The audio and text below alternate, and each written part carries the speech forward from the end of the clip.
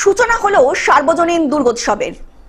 হীরক জয়ন্তী বর্ষে পা দিলেও ডায়মন্ড হারবার পুরাতন বাজার সর্বজনীন দুর্গোৎসব কমিটির শারদ উৎসব রবিবার বিকেলে খুঁটি পুজোর মধ্যে দিয়েই পুজোর শুভ সূচনা করলেন উদ্যোক্তারা।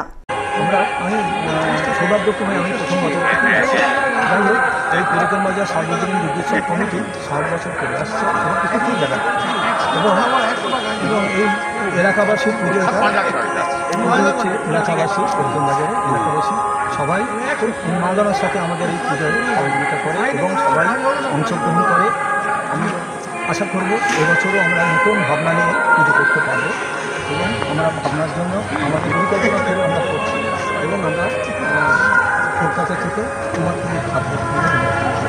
এই অনুষ্ঠানে উপস্থিত ছিলেন বিশিষ্ট সমাজসেবী ও টাউন তৃণমূল সভাপতি সৌমেন তরফদার, পুরাতন বাজার সর্বজনীন দুর্গোৎসব কমিটির সভাপতি আইনজীবী গোকুলানন্দ দাস সহ বিশিষ্ট ব্যক্তিবর্গ।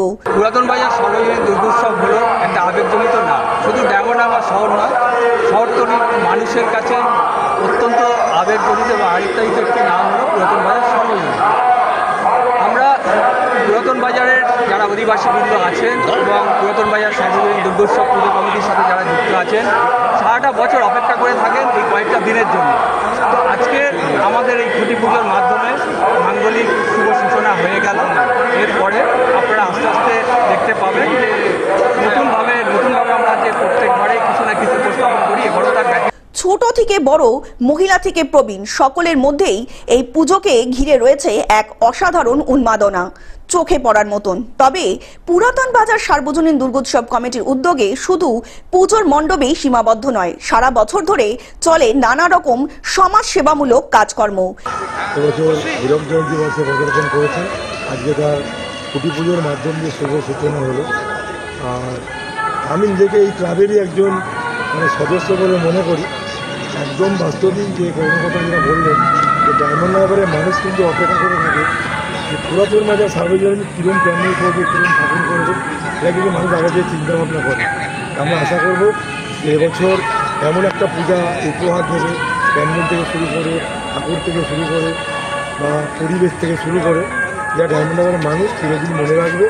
এবং আমার মনে হয় যেটা আজকে আমি দেখে গেলাম এবারের পুজো কলকাতার যে কোনো পুজোকে প্রেক্ষান্বিত করবে। এই পুণ্যতিথিতে পুরো সময় বেদ মন্ত্র পাঠের মাধ্যমে দেবী দুর্গার আগমনী বার্তা নিয়ে পুজোর সূচনা করা হলো।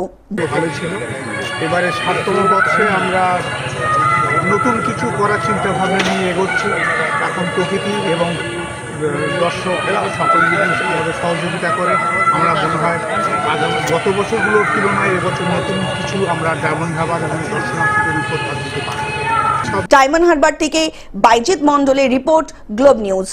এখন থেকে গ্লোব টিভি দেখুন আপনার স্মার্টফোনেও। গুগল প্লে স্টোর অথবা অ্যাপল স্টোর থেকে ডাউনলোড করুন গ্লোব টিভি লাইভ অ্যাপ। এছাড়া জিও টিভি অ্যাপ থেকে দেখুন গ্লোব টিভি লাইভ।